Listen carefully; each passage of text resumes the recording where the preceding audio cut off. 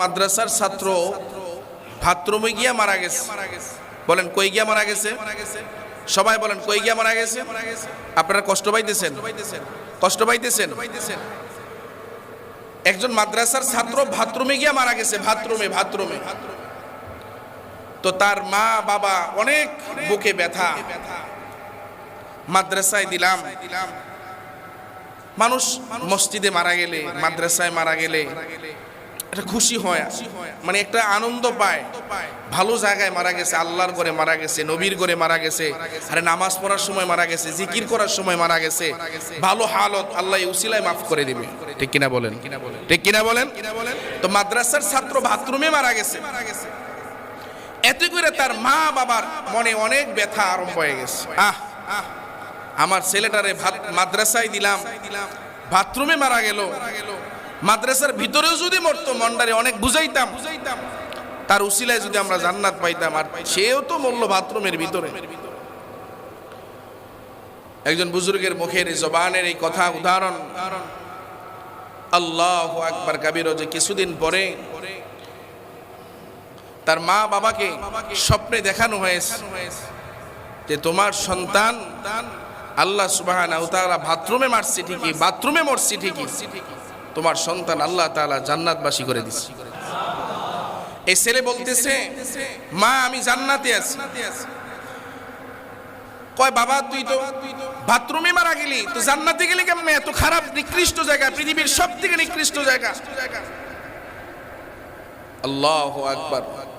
ওই বাচ্চা ডাক দিয়া বলেন, আমারে যখন তোমরা মাদ্রাসায় দিছো, মাদ্রাসার আসাদায়ে যে ইকরাম, মুআল্লিম, আমার শিক্ষক, আমার উস্তাদগণ আমাকে রাসূলের এই আদর্শ, এই সুন্নাহ আমাকে শিক্ষা দিছিলেন।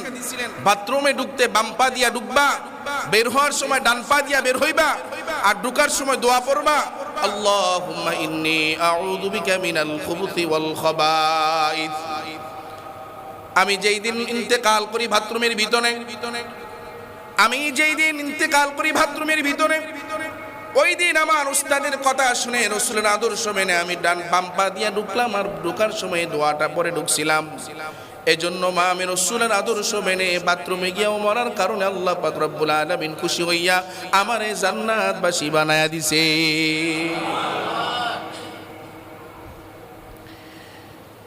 আল্লাহ, তাহলে ঢুকার সময় এই দোয়া,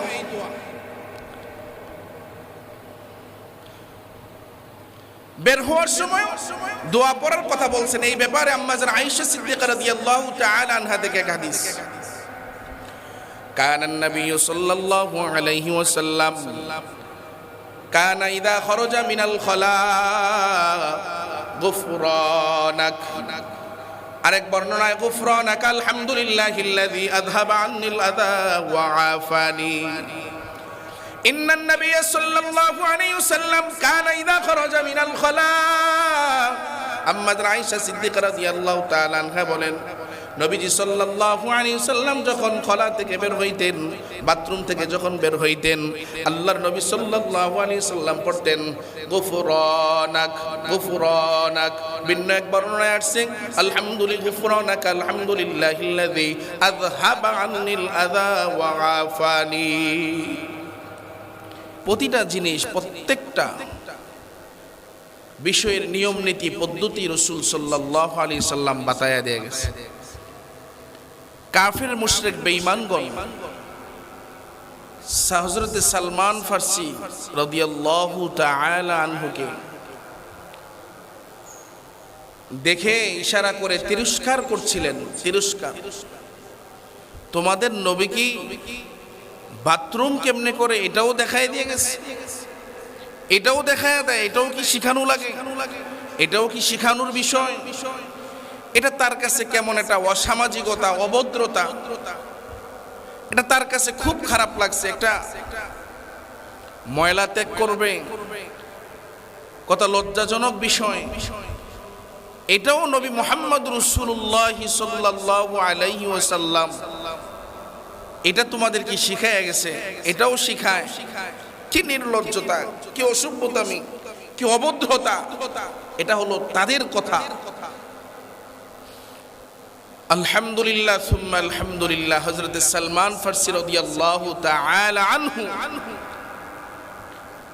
তিনি বড়াই করে তিনি বলেন যে আলহামদুলিল্লাহ, আমাদের নবী মুহাম্মদ সাল্লাল্লাহু আলাইহি ওয়াসাল্লাম বাথরুমে কেমনে ঢুকবে, কেমনে বের হবে, কেমনে বাথরুম করবে,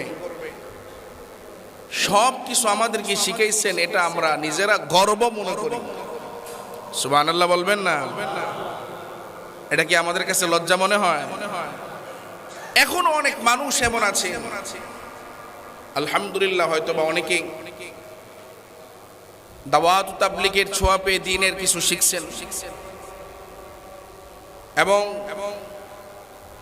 হক্কানি পীর মাশায়েখের দরবারে গিয়ে অনেকে শিখছেন, আইম্মে মাসাজিদদের কাছে গিয়ে শিখছেন, উম্মতে উলামা ইকরামের কাছে গিয়ে এখন আলহামদুলিল্লাহ তাদের সোহবতে শিখছেন। তবে এখনো অনেক মানুষ সমাজে এমন বসবাস করে যারা বাথরুমে ঢোকা, বের হওয়া, বাথরুম করা, ইস্তেঞ্জা করা, তার আদব আখলাক এখনো জানে না। আলহামদুলিল্লাহ আপনারা জানেন, তবে অনেক জায়গায় এমন আছে, পাওয়া যায়, অনেক জায়গায় পাওয়া যায় এমন। তাইলে আমরা যে কথাটাই ছিলাম, সেই কথাটা ছিল যে ওযু ইস্তেঞ্জা করতে গেলে পরে, বাথরুমে গেলে পরে আমার ওখান থেকে কোনো নাপাকি আমার শরীরে লেগে গেল কিনা, কোনো নাপাকি আমার কাপড়ে লেগে গেল কিনা, এটার সতর্ক থাকতে হবে, বিশেষ গুরুত্ব আরোপ করতে হবে বিষয়টা। না হয় জাহান্নামের ভয়ের কথা রাসূল আকরাম সাল্লাল্লাহু আলাইহি ওয়াসাল্লাম তিনি বলেন। এজন্য ইনশাআল্লাহ আমরা যখন ইস্তেঞ্জায় যাব, হাজত জরুরত স্বার্থে যাব, তখন আমাদের খেয়াল রাখা চাই যেন কোনো ধরনের নাপাকি আমার কাপড়ে না, আমার শরীরে লেগে না যায়। এই বিষয়টা খুব গুরুত্ব সহকারে খেয়াল করবেন ইনশাআল্লাহ। 2 নাম্বার কিছু বিষয়, জরুরি কিছু বিষয়ে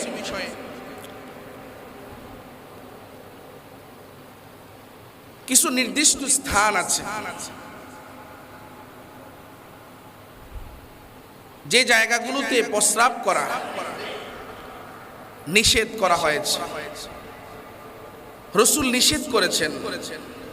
কিছু দিক আছে, কিছু জায়গা আছে, খুব ভালো করে খেয়াল করার চেষ্টা করি। যেই পড়াগুলো আমরা নুরানিতে পড়াই, আমাদের নার্সারির ছেলেদেরকে আমরা পড়াই, যে পড়াগুলো আমরা ক্লাস 1-এর ছেলেদেরকে পড়াই, প্লের ছেলেদেরকে আমরা যে পড়াগুলি পড়াই, মক্তবের বাচ্চাদেরকে যে পড়াগুলি পড়ানো হয়, যেই যেই জায়গাগুলোতে, যেই যেই দিকগুলো হয়ে ইস্তেঞ্জা করা এরকম জরুরত সারা নিষেধ, এটা বলার কারণ বলে আজকাল অনেক সময় এরকম দেখা যায়,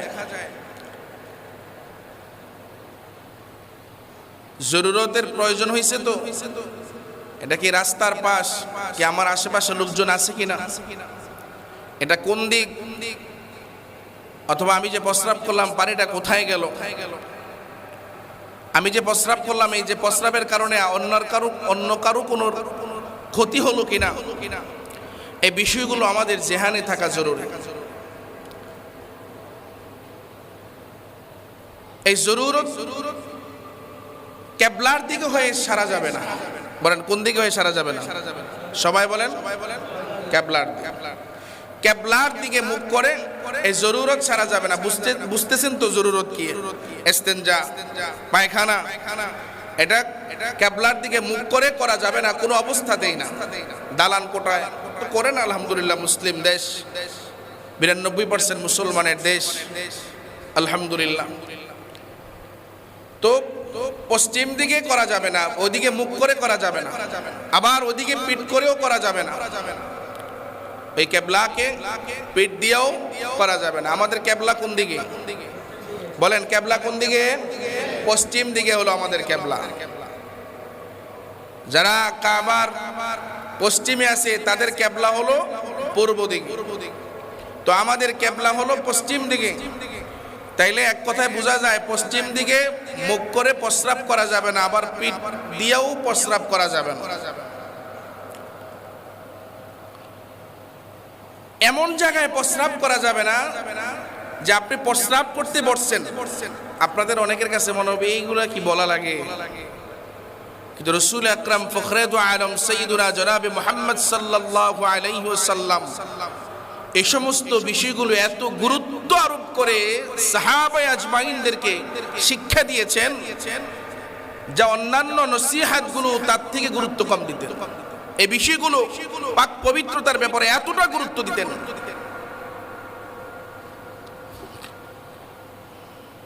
এখন আপনি বসলেন দক্ষিণ দিকে হয়ে, উত্তর দিকে হয়ে, অনেক সময় এমন হয় যে বাতাস আসতেছে, আপনি যদি বাতাসের দিকে মুখ করে বসেন তাহলে এই প্রস্রাবের সিটা আপনার শরীরের দিকে আসতে পারে না, পারে না? পারে না, বলেন। এজন্য রাসূল বলছেন যেদিকে এমন বাতাস বইতেছে যে বাতাসের কারণে ওইদিকে মুখ করে যদি আপনি বসেন তাহলে বাতাসের কারণে এই প্রস্রাবের সিটা আপনার শরীরের দিকে আসতে পারে, ওখানে প্রস্রাব করা যাবে না।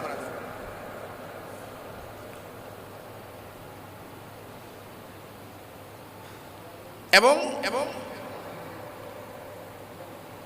মসজিদের আঙ্গিনা, ঈদগার আঙ্গিনা, স্কুলের আঙ্গিনা, কবরস্থানের আঙ্গিনা, এই সমস্ত আঙ্গিনায় যদি নির্দিষ্ট কোনো স্থান না থাকে যে এখানে এটা বানানো হয়েছে জরুরত ছাড়ার জন্য, এরকম যদি না হয় তাহলে ওই সমস্ত কবরস্থান, ঈদগাহ, স্কুল, মাদ্রাসা, মসজিদ, এই সমস্ত আঙ্গিনাতে নির্দিষ্ট কোনো স্থান না থাকলে ওই সমস্ত স্থানগুলোতে প্রস্রাব করা জরুরত ছাড়া নিষেধ। তার কারণ যে আপনি যখন এই জায়গাগুলোর মধ্যে প্রস্রাব করবেন, আপনি প্রস্রাব করে চলে গেলেই এখান থেকে দুর্গন্ধ দূর হয়ে যায় না, বরং এই দুর্গন্ধটা লম্বা দীর্ঘ সময়ে থাকে। সুতরাং এই সমস্ত জায়গাগুলো মানুষের বসবাসের জায়গা, সুতরাং মানুষ কষ্ট পায়, তাদের নাকের ঘ্রাণ যায়, গন্ধ যায়, কষ্ট পায়। এটা যদি আরো অন্যান্য কোনো এরকম জায়গাও থাকে, এমন একটা জায়গা এখানে মানুষ দোকানপাট ব্যবসা বাণিজ্য করে, এখানে প্রস্রাব করলে তারা কষ্ট পাবে। এক কথায় যেই জায়গায় প্রস্রাব করলে নির্দিষ্ট স্থান ব্যতীত, যে জায়গায় প্রস্রাব করলে পরে মানুষের কষ্ট হয় নির্দিষ্ট স্থান ব্যতীত, ওই সমস্ত জায়গাগুলোতে প্রস্রাব করা জরুরত ছাড়া নিষেধ। যেই গাছের নিচে মানুষ আরাম করে, পরিশ্রম করে, দিন মজুর শ্রমিক মাটি কাটে, রিক্সা চালায়, ভ্যান চালায়, অথবা কোনো ধরনের এরকম পরিশ্রম করে আসছে মানুষ, যেই গাছের নিচে মানুষ পরিশ্রম করে আসার পরে ছায়ার নিচে অবস্থান করে তার শরীরের ক্লান্তি দূর করার চেষ্টা করে ওই গাছের নিচে, এবং যেই গাছটা ফল দেয়, ফল, এই ফল মানুষ খায়, যেই গাছে ফল দেয় অবশ্যই গাছের নিচে মানুষ আছে, ওই গাছের উপরে মানুষ ওঠে। সুতরাং তার গোড়ায়, তার নিচে যদি কেউ প্রস্রাব করে তাহলে দুর্গন্ধ দীর্ঘ সময় থাকে, যার দরুন এখানে যারা আসবে তাদের কষ্ট হবে। এজন্য এদিকে এখানে প্রস্রাব করা যাবে না।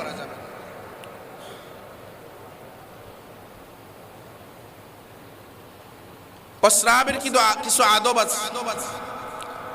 এমন জায়গায় প্রস্রাব করা যেখানে নিরিবিলি, লুকালয়ে, যেখানে আমাকে কেউ দেখতে পায় না, এটা হচ্ছে সুন্নাহ। হযরত জাবের রাদিয়াল্লাহু তাআলা আনহু থেকে বর্ণনা, তিরমিজি হাদিস, ইন্নান নবিয়্য সাল্লাল্লাহু আলাইহি ওয়াসাল্লাম ইযা আরাদাল বারাজ আনতালাকা হাত্তা লা ইয়ারাহু আহাদ। ইন্নান নবিয়্য সাল্লাল্লাহু আলাইহি ওয়াসাল্লাম ইযা আরাদাল বারাজা ইনতালাকা হাত্তা লা ইয়ারাহু আহাদ আও কামা ক্বালা আলাইহিস সালাতু ওয়াস সালাম। হযরত জাবির রাদিয়াল্লাহু তাআলা আনহু থেকে হাদিসটা বর্ণনা হয়েছে।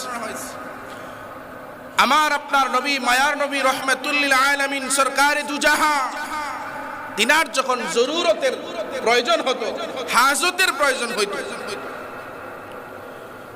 তখন তিনি এত দূরে চলে যেতেন, এত লুকালয়ে চলে যেতেন যে কেউ তাকে দেখতে পেত না। সুবহানাল্লাহ বলেন। আমাদের আদর্শ এমন হওয়া জরুরি কিনা বলেন? কথা কয় না। আমাদের আদর্শ কি রাসূলের আদর্শ হওয়া দরকার না? তো এই জন্য আমরা যে রাস্তাঘাটে অনেক সময় এদিক সেদিক যখন জরুরতের প্রয়োজন হয় তখন অনেক হিসাব কিতাব করে আমরা বসার চেষ্টা করব। যে জায়গাগুলোতে করলে পরে মানুষের কষ্ট হয়, আমি প্রস্রাব করতেছি, সামনে দিয়ে দেখতেছি, আমার কোনো জ্ঞান নাই, এগুলো উচিত নয়। এটা মুসলমান বনি আদমের সন্তানের কাজ নয়, এটা উম্মতে মুহাম্মাদির কাজ নয়।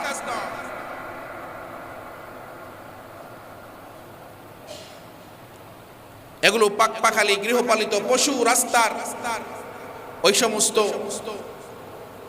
মাখলুকদের কাজ হইতে পারে, কিন্তু বনি আদম উম্মতে মুহাম্মাদির কাজ হতে পারে না। ইযা আরাদাল বারাজা ইনতালাকা হাত্তা লা ইয়ারাহু আহাদ, এত দূরে যাইতেন একজন মানুষও তারে দেখতো না, এত লুকালয়ে চলে যেতেন।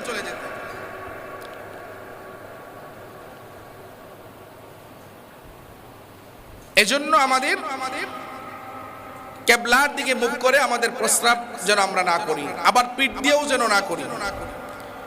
এমন জায়গাগুলোতে প্রস্রাব না করি যে জায়গাগুলোতে করলে পরে মসজিদের আঙ্গিনা, ঈদগাহর আঙ্গিনা, কবরস্থানের আঙ্গিনা, স্কুলের আঙ্গিনা, মাদ্রাসার আঙ্গিনা, রাস্তার পাশ,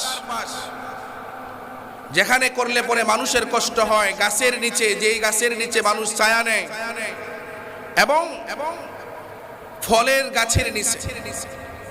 সেই সাথে আরেকটু কথাও বৃদ্ধি হয়েছে, সেই কথাটা হলো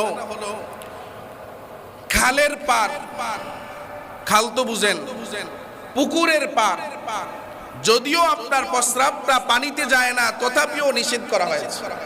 যদি নির্দিষ্ট কোনো স্থান না থাকে তাইলে ওই পুকুরের পার এবং খাল বিলের পার আপনার প্রস্রাবটা যদিও ওই পানিতে না যায় তথাপিও নিষেধ করা হয়েছে।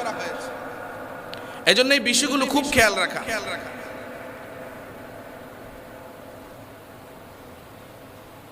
আসুন অন্য এক বিষয়ে কথা বলি। ইস্তেঞ্জায় যাওয়ার কিছু আদব নেই, কোন কোন জায়গায় ইস্তেঞ্জা করা যাবে না, এই কিছু বিষয় আপনাদেরকে বললাম।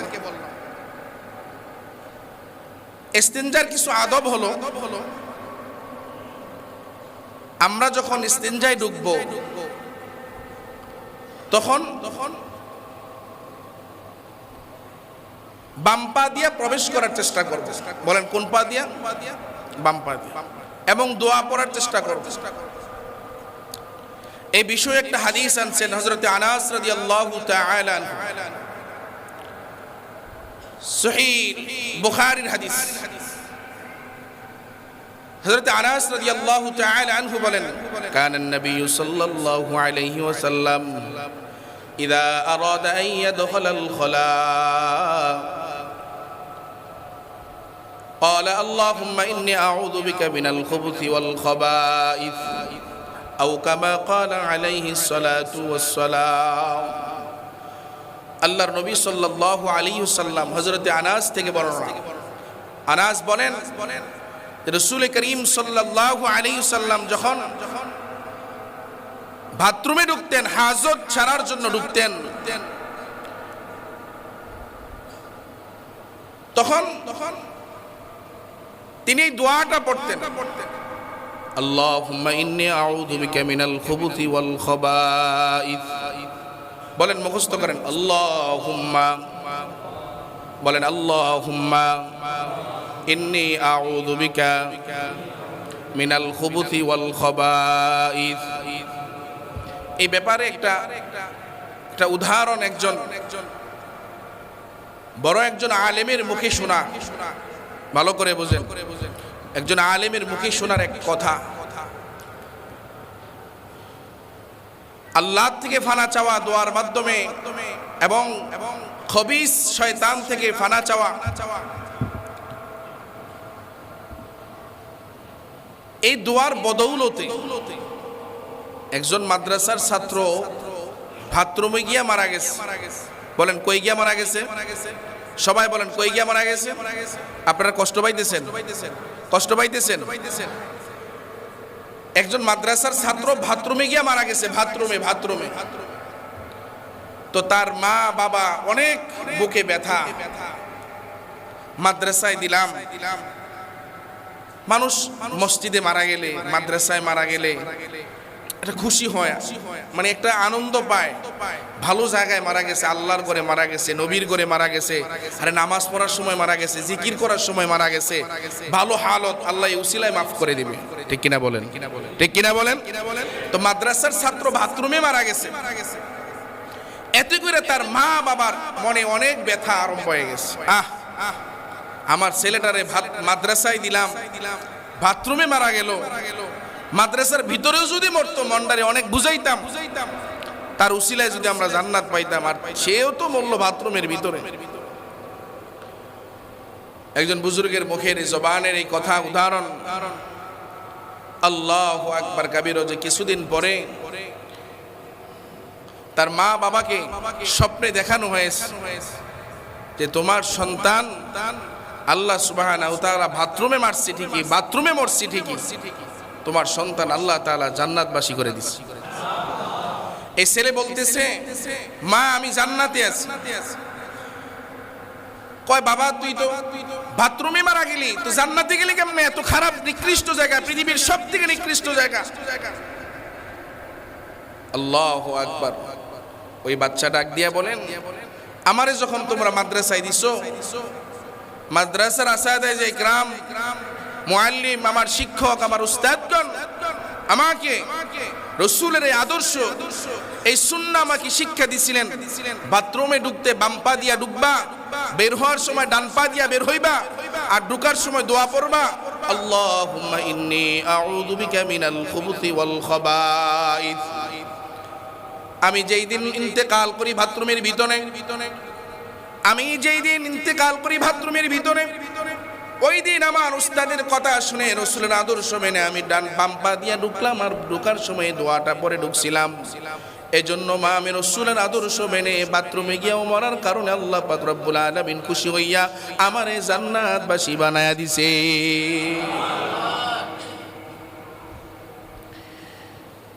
আল্লাহ, তাহলে ঢুকার সময় এই দোয়া,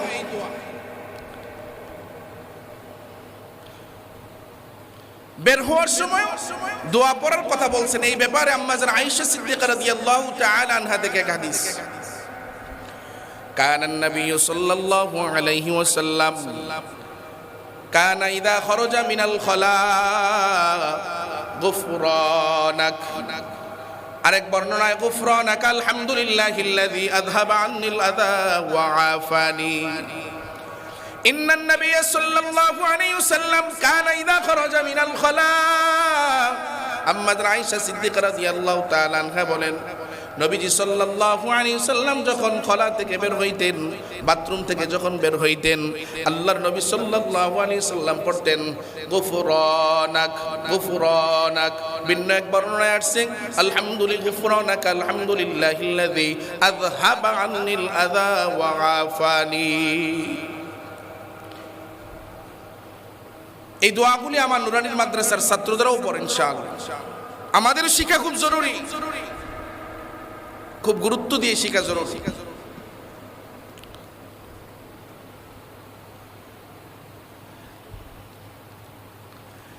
এখন ইস্তিনজায় যাওয়ার পরে অনেকের এরকম প্রশ্ন হয়, ঢিলা কুলুকের কথা আমি তো আগে বলছিলাম আপনাদেরকে, এরপর আরেকবার স্মরণ করায় দেই যে ঢিলা কুলুক ব্যবহার করা, পরে পানি ব্যবহার করা উত্তম। আর এর জন্যই ওই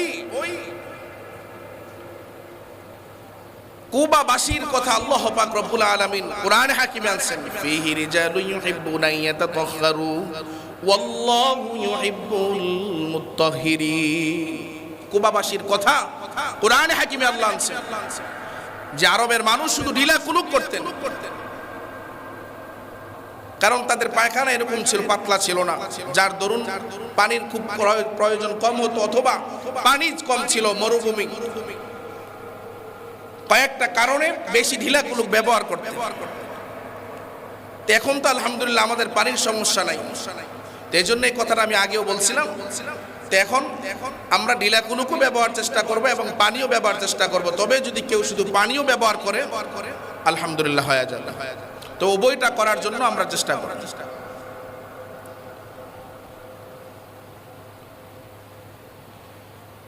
ইস্তেঞ্জা করার পরে অনেক সময় এমন হয় যে প্রস্রাবের ফোঁটা পড়ে যায়, আছে না নাই? প্রস্রাবের ফোঁটা পড়ে যায়। যদি স্পষ্টভাবে আপনি বুঝেন যে প্রস্রাবের ফোঁটা পড়ছে, এখানে অনেক সময় একটা মাসআলা আছে এমন যে যদি তার সন্দেহ হয় যে পড়লো কি পড়লো না, পড়লো কি পড়লো না, তো এই ব্যাপারে রাসূলের একটা কথা আছে, সাহাবা ইকরামদেরকে রাসূল বলছিলেন এই ব্যাপারে যে সন্দেহভাজন এমন যদি হয় যে তুমি প্রস্রাব করছো, অর্থাৎ তুমি শিওর না অথবা তুমি দেখো নাই, মানে সন্দেহ হয় কি প্রস্রাব পড়লো কি না কাপড়ের মধ্যে, তো এই অবস্থায় তোমার করণীয় হচ্ছে ওযুর পরে কিছু পানি ওই কাপড়ে ছিটিয়ে দেওয়া। দিলে তোমার সন্দেহ কি হয়ে যাবে? বলেন সন্দেহ কি হয়ে যাবে? দূর হয়ে যাবে। তো অনেক সময় এটারে এমন মনে করে যে যদি এই এক এক ফোঁটা কোনো প্রস্রাব যদি কাপড়ে পড়ে, তাইলে যদি এই আমলটা করি হবে কিনা, না হবে না। যদি আমি আর আপনি স্পষ্ট এবং এই খেয়াল আমার হয়, আমার এই ধারণা হয় না এক ফোঁটা প্রস্রাব আমার কাপড়ে পড়ছে, তো যেই জায়গায় পড়ছে ওই জায়গাটা আমার আর আপনার ভালো করে ধুইতে হবে। কথা কি বুঝছেন না? তাহলে যদি সন্দেহ হয়, সন্দেহ আবার ইচ্ছা করে পড়াটা নিজে ইচ্ছা করে সন্দেহ বানাইয়েন না, তাইলে নামাজ হবে না। তাইলে যদি সন্দেহ হয় যে পড়লো কিনা, আবার দেখলামও না, বা দিলে ওইরকম সাক্ষ্য দেয় না যে না পড়ছে, সন্দেহ হয়, তাইলে আমাদের করণীয় কি? উযু আদায় করার পর, উযু কমপ্লিট করার পরে আমরা কি করব? কিছু পানি ওই কাপড়ের মধ্যে ছিটা দিয়ে দেব। বলেন কি করব? বলেন বলেন বলেন কিছু কাপড় কি করব? পানি। তাইলে কি হবে? সন্দেহ দূর হয়ে যাবে। আর যদি সিটা পড়েই যায়, আমি দেখি এবং অথবা আমার একদম খেয়াল হয়, তাইলে আমি কি করতে হবে? এটা ধুইতে হবে। ধোয়া ছাড়া নামাজ হবে না। আল্লাহ, আমরা যখন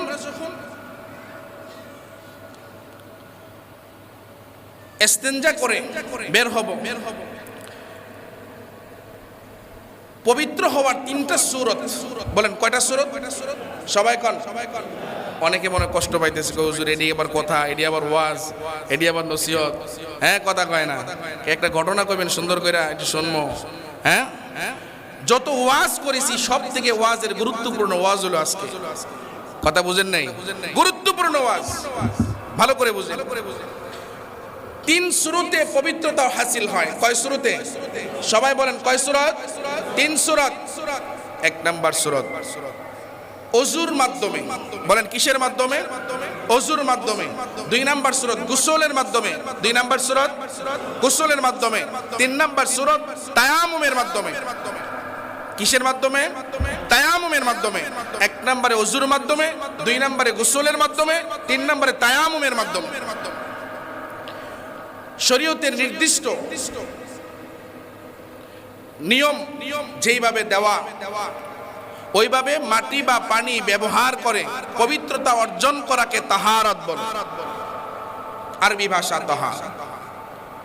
শরীয়তের নির্দিষ্ট নিয়ম অনুযায়ী মাটি বা পানি ব্যবহার করা, ভালো করে বুঝেন, ব্যবহার করে পবিত্রতা হাসিল করাকে তাহারাত বলে। এটাকেই পবিত্রতা বলে। এটার সূরত তিনটা। এক নাম্বার উযুর মাধ্যমে, গোসলের মাধ্যমে, তায়াম্মুমের মাধ্যমে। আলহামদুলিল্লাহ, এমন এক দেশ আল্লাহ তাআলা আমাদেরকে দিয়েছেন, এমন এক ভূখণ্ড আল্লাহ আমাদেরকে দিয়েছেন যে তায়াম্মুমের এত জরুরতের প্রয়োজন হয় না। ঠিক কিনা বলেন? আলহামদুলিল্লাহ বলেন। ওযুর কাজ মাটি দিয়া তায়াম্মুম করে দেয়ালের সাথে অথবা পাতিলার মধ্যে তায়াম্মুম করে পবিত্রতা হাসিল, আর পানি দিয়া পবিত্রতা হাসিল, দুইটা কি এক জিনিস? মনটাই তো কেমন ভালো লাগে না, ঠিক কিনা বলেন? মনটাই ভালো লাগে না।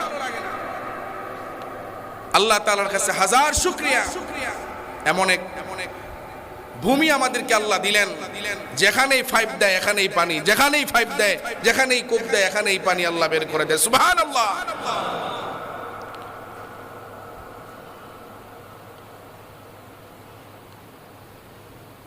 অজু ভঙ্গ হয় 7 কারণে, অজু থাকে না 7 কারণে। বলেন কয় কারণে? গোসল ফরজ হয় যে সমস্ত কারণগুলোতে। আমি অজুর বিষয়টা নিয়ে ইনশাআল্লাহ সামনে কথা বলার চেষ্টা করব। আগে গোসলের কথাটা বলি, কারণ গোসলের বিষয়ে অনেকে এতটা অবহেলা অলসতামি করে না বুঝার কারণে। কয়েকটা কারণে গোসল ফরজ হয়। 1 নাম্বার, স্ত্রীর সাথে মেলামেশা করলে গোসল ফরজ হয়। কয় নাম্বার? বলেন কয় নাম্বার? 1 নাম্বার। 2 নাম্বার, যদি কোনো মানুষের স্বপ্ন দোষ হয়, উত্তেজিত অবস্থায় কোনো দুঃস্বপ্ন হয় এবং ঘুম থেকে জাগ্রত হওয়ার পরে সে তার আলামত পায়, তাইলে তার উপরে গোসল ফরজ হয়। কথা বুঝছেন না? 2। 3 নাম্বার, মা বোনদের যখন মাসিক হয় তখন গোসল ফরজ হয়। 4 নাম্বার, যখন সন্তান হয়, মা বোনদের ঘরে যখন সন্তান ভূমিষ্ঠ হয় তখন তার লম্বা সময় যে নেফাস থাকে, পরে এই নেফাস শেষ হলে পরে তার গোসল করা তার উপরে ফরজ। 5 নাম্বার, যখন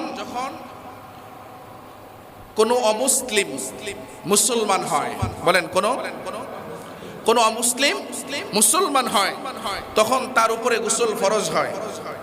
এই বিষয়গুলো একটু খুব গুরুত্ব পাবে, খেয়াল রাখেন। স্ত্রীর সাথে মেলামেশা করে স্বপ্নদোষ হলে আর তার যদি ঘুম থেকে ওঠার পরে বাস্তবায়ন এরকম পাওয়া যায়, তার উপরে গোসল ফরজ হয়। যদি মা বোনদের মাসিক হয় গোসল ফরজ হয়। সন্তান হলে পরে যদি নেফাস শেষ হয় তার উপরে গোসল ফরজ হয়। এবং অমুসলিম যদি মুসলমান হয় গোসল ফরজ হয়। 6 নম্বরে, অমুসলিম যদি মুসলমান হয় গোসল ফরজ হয়।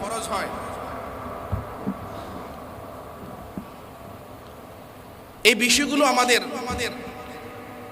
মানে মনের মধ্যে হবে যে কি বিষয়। আসলে অনেকে এই বিষয়গুলো অনেক সময় জানে না, অনেক সময় অনেকে জানে আলহামদুলিল্লাহ অনেক সুহবতের কারণে। এগুলো আরো আমাদের ভালোভাবে জানা উচিত, জরুরি। এবং ফরজ গোসল কিভাবে করে এই বিষয়টা ইনশাআল্লাহ, ওযু 7 কারণে হয়, কি কি কারণ ইনশাআল্লাহ আগামী জুমায় বলার চেষ্টা করব। এবং গোসল যে সমস্ত কারণগুলোতে ফরজ হয়, যে ফরজ গোসলটা কিভাবে আমি আর আপনি করবো ইনশাআল্লাহ আগামী জুমায় বলার চেষ্টা করব। 6 নাম্বার যেটা বলছিলাম জেহান থেকে ছুটে গেছিল, এটা হচ্ছে মুমিন যখন ইন্তেকাল করে, তখন তাকে গোসল দেওয়া যারা আছে তাদের উপরে ফরজ। কথা বুঝছেন না? তাহলে এই 6 কারণে গোসল ফরজ হয়। কয় কারণ বলেন? আজকে এতটুকু বলেন, কয় কারণে গোসল ফরজ হয়? আপনারা কষ্ট পাইলেন আমার কথায়? কষ্ট পাইলেন? কষ্ট পাইলে মাফ করবেন। কয় কারণে গোসল ফরজ হয়? আরো থাকতে পারে ইনশাআল্লাহ, আমি অতটুকু ইনশাআল্লাহ আজকে আনতে পারছি, আরো যদি পাই আপনাদেরকে জানাবো। স্বাভাবিকভাবে 6 কারণে গোসল ফরজ হয়। বলেন কয় কারণে? স্বাভাবিক ভাবে এই 6 কারণে গোসল ফরজ হয়। মুখস্থ করতে হবে মুমিন। আমরা ইসলামের বিষয়গুলো জানার ক্ষেত্রে অসভ্যতামি খুঁজি, অসভ্য অভদ্রতা খুঁজি, অশালীন আমরা লজ্জা বিষয় মনে করি। আর দুনিয়াবি হাইসিয়তে তার থেকে আরো নিকৃষ্টতম বিষয় আমি আর আপনি জানার জন্য চেষ্টা করি। এটা আমার কাছে অসভ্যতামি, অভদ্রতা এবং লজ্জা মনে হয় না। এর থেকে দুঃখজনক বিষয় আর কিছু হইতে পারে না। ইসলামের বিষয়ে যখন জানতে চাই তখন আমার আর আপনার বিষয়ে অনেক ধরনের ইশকাল তৈরি হয়ে যায়। এজন্য মুখস্থ করে নেন, এটা কোনো হাসির বিষয় নয়, লজ্জার বিষয় নয় যে হুজুর কি বললো, এগুলা লজ্জার বিষয় নয়। আমরা যখন হেদায়ার ক্লাসে যখন আমরা পড়তাম, উস্তাদদের কথা শুনলে পরে আমরা হাসতে হাসতে মরে যাইতাম, হুজুর কি কয় কি কয়। প্রিয় মুহতারাম হাজিরিন, তাহলে স্বাভাবিকভাবে কয় কারণে গোসল ফরজ হয়? 7 কারণে ওযু ভাঙে। কয় কারণে? 7 কারণে ওযু ভাঙে, আর 6 কারণে গোসল ফরজ হয়। বলেন কয় কারণে? এটা মুখস্থ রেখে আগামী জুমা ইনশাআল্লাহ বলবো। আল্লাহ তাআলা আমাদের সবাইকে স্মরণ রাখার তৌফিক দান করুন, এবং ইস্তেনজায় গেলে প্রস্রাব নাপাকি যেন আমাদের শরীরে না লাগে, কাপড়ে না লাগে, এটা যেন খেয়াল রাখা করতে পারি। আল্লাহ তাআলা আমাদের তৌফিক দান করুন, বলেন আমিন। ওয়া আখিরি দাওয়ানা আলহামদুলিল্লাহি।